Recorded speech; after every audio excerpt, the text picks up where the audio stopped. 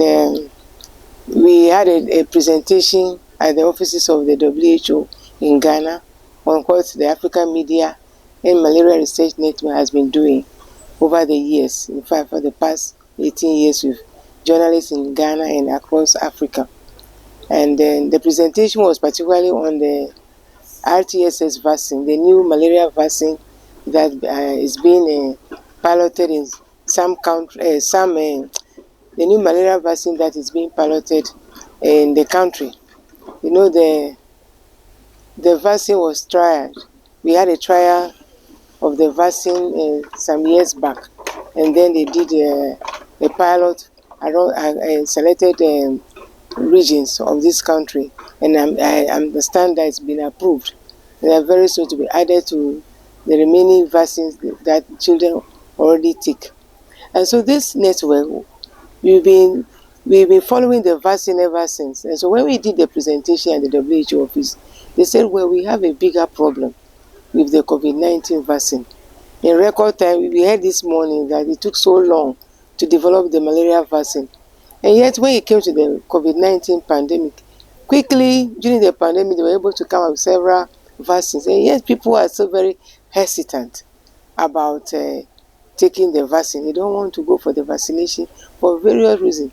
And people, there are some people, they just don't like vaccines. So those people will try to discourage people for taking the vaccine, whether it is a vaccine about malaria, COVID-19, or any other outbreak that will be experiencing. So they just don't want the vaccine. But there are some people, because of religious beliefs, some people they are missing. I remember when we were piloting the human papilloma virus vaccine some years back, and even a nurse told some people that if your daughter goes for the vaccine, it will affect the nerves and all that. So some parents were asking me about that, because my PhD was around vaccine, the cervical cancer treatment and vaccine, this thing, whatever, screening and treatment. That's what. So they asked me.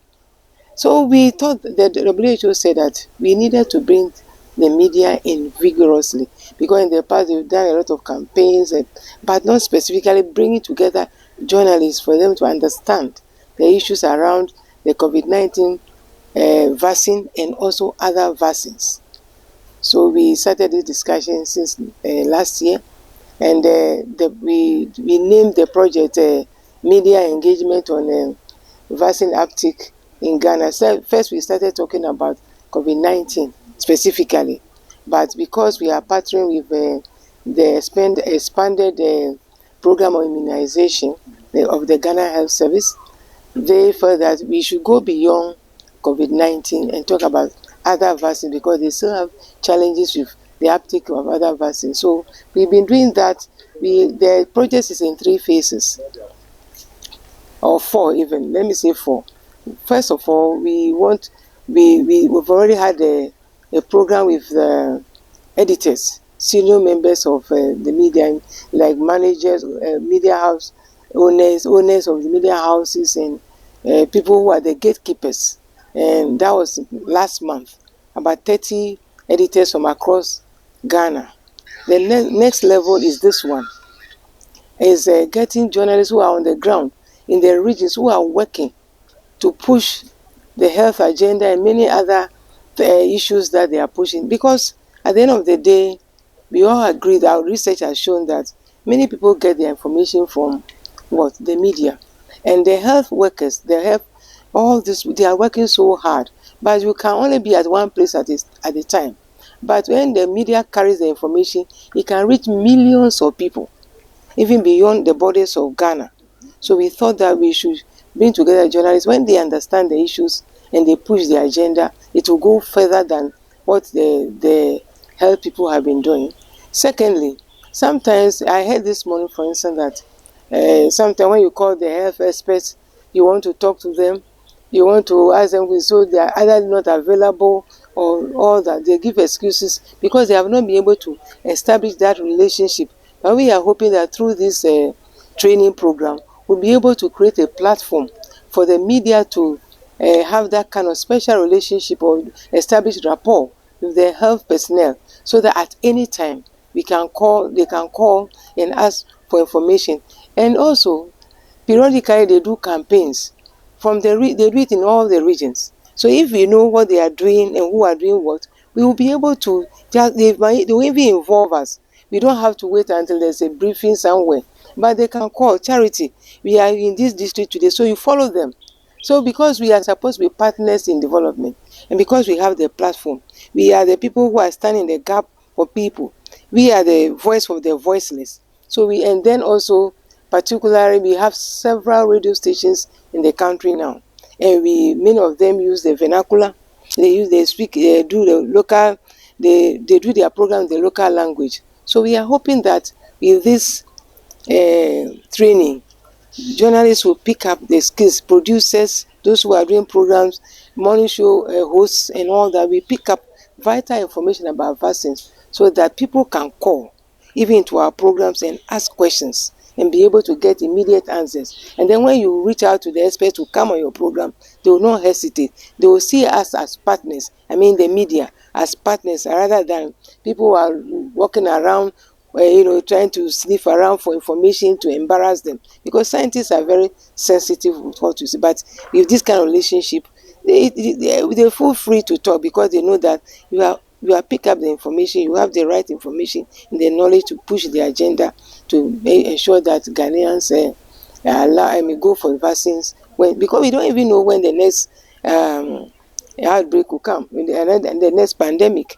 And you all agree with that, but for the fact that these vaccines were developed quickly for the COVID-19, we would many of us would have died. And then and all our children, they get vaccinated, and without the vaccines, many of us will not be alive today. And now in Ghana, if you are even taking your children to school without the card to evidence that the child has been vaccinated, they will not be so. And so we think that journalists have a critical role to play, and they have the platform, and they can even they can open doors that cannot be. If I go to the health minister and I want to ask questions, they ask you, who are you? But if the media people go, they know that they are from the media houses, and they open that door. I think that training is very critical, and there are some topics that are of interest to journalists, like politics and all that. But when it comes to issues like health, vaccine uptake and all that, some people, people may think that this cannot sell. It's not a very important subject that will attract attention, the necessary needed audience. So they don't really pay much attention to it. So that becomes a gap, because we are thinking of what you can say to make your station popular. The fact is that if people are not healthy, they cannot even listen to whatever you are saying. A healthy population it will help the country to grow faster than it is. And healthy population, there's only healthy people. If you are in a hospital, how can you even listen to radio? Because we are sick. So the more we give out information that can help people to make informed choices about their health, the healthier our population will be. All issues about diabetes, people are dying. We have been hearing about this thing gone so soon. What a shock! It's because many people do not have that information that they need to be able to make informed choices about what they eat, what they need for vaccination and all that. So I think that is the gap. The gap about human things that have to do directly with our health, have to do directly with our well-being.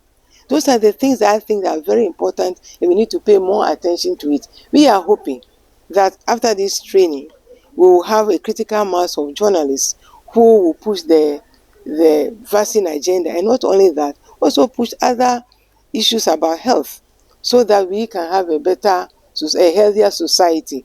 I'm also hoping that we can have a critical mass of journalists who can push the agenda, who will be like the eyes and the ears of society, and make sure that whatever, even question the policymakers, question the health workers, question people who are on the ground, who say they are pushing the health agenda for us.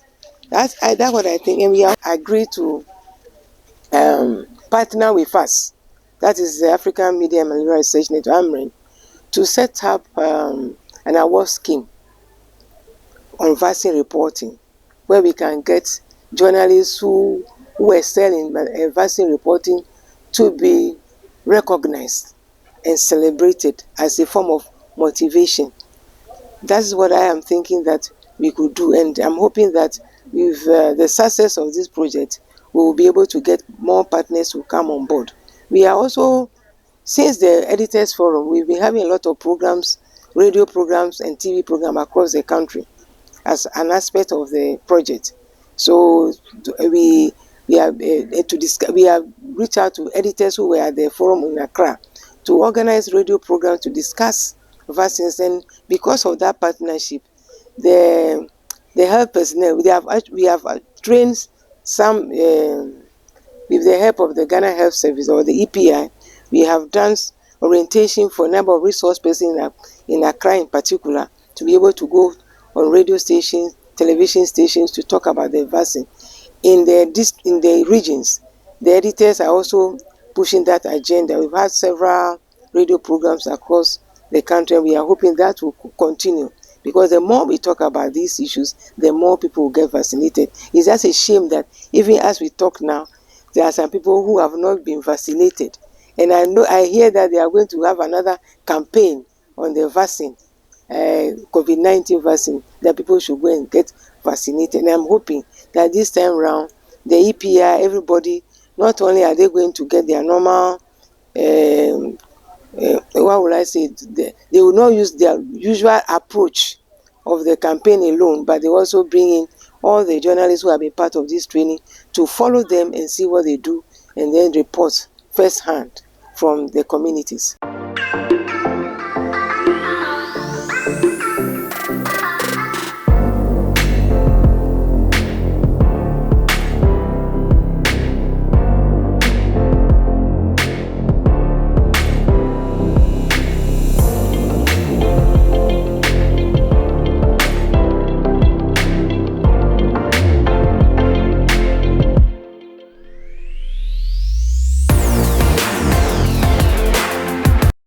Thanks for watching. Please like, subscribe, and click on the bell for more updates.